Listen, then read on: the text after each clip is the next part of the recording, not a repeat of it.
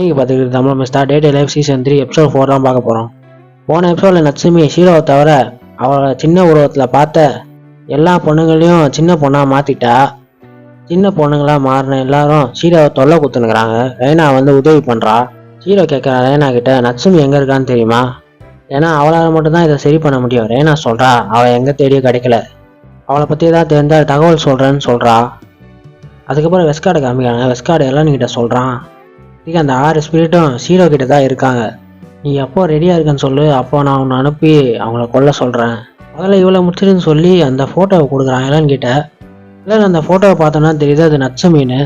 அதுக்கப்புறம் ஹீரோ ஸ்கூலுக்கு போகும்போது ஹீரோ நினைக்கிறான் நட்சுமி ஸ்கூலில் இருக்கிற ஃப்ரெண்ட்ஸையாவது விட்டு வச்சாலேன்னு சொல்லி ஹீரோ நிம்மதியாக இருக்கும்போது ஹீரோவோட டீச்சர் அங்கே வந்துட்டு ஹீரோ கிட்ட சொல்கிறாங்க உன்னை பார்க்க யாரோ வந்திருக்காங்கன்னு.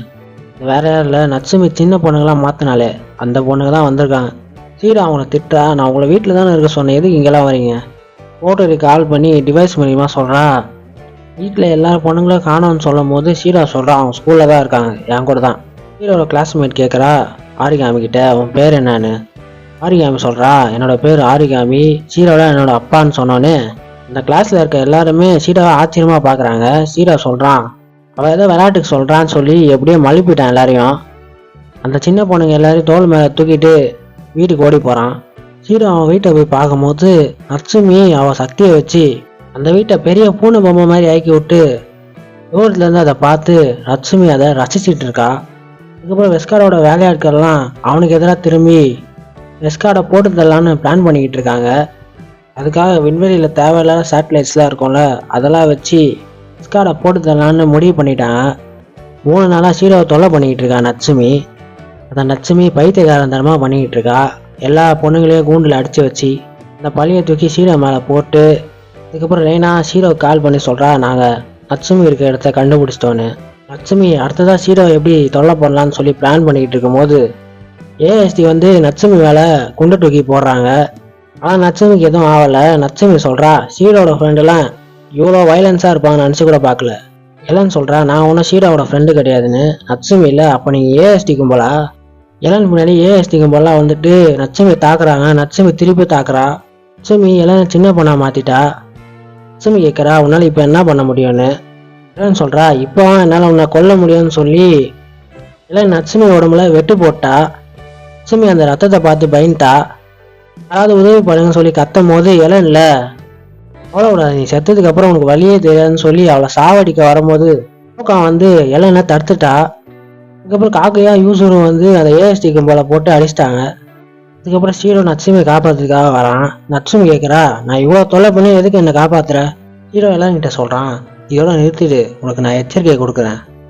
எலன்ல அதெல்லாம் முடியாதுன்னு சொன்னோடனே ஹீரோவில் மிக்கு அவளோட வேலையை காமின்னு சொன்னோடனே மிக்கு அவள் சக்தியை வச்சு எலனோட அடியாட்களை அவளுக்கு எதிராக திருப்பிட்டா.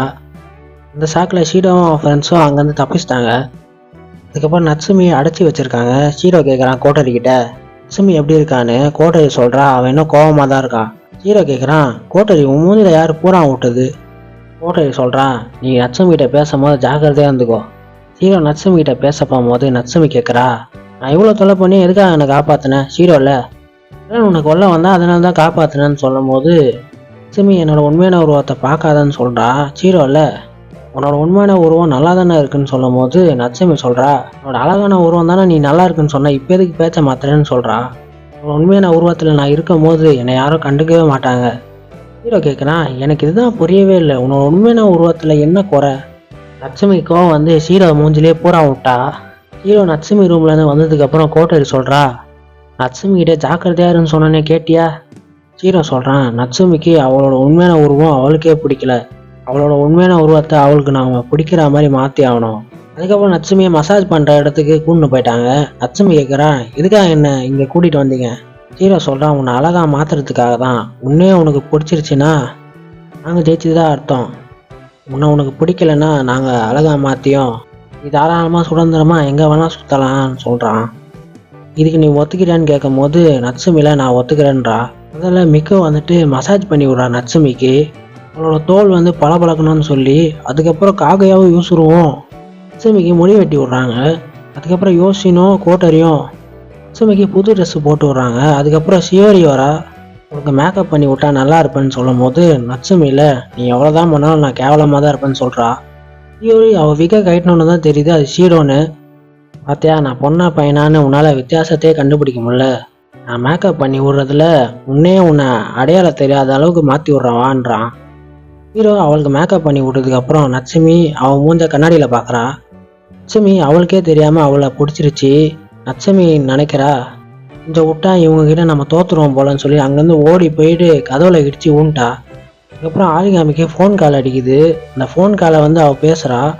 ஏஎஸ்டி ஆர்கனைசேஷனில் உனக்கு தண்டனை கிடைக்க போகுது, அங்கேருந்து எஸ்கேப் ஆகிட்டுன்னு சொல்கிறாங்க.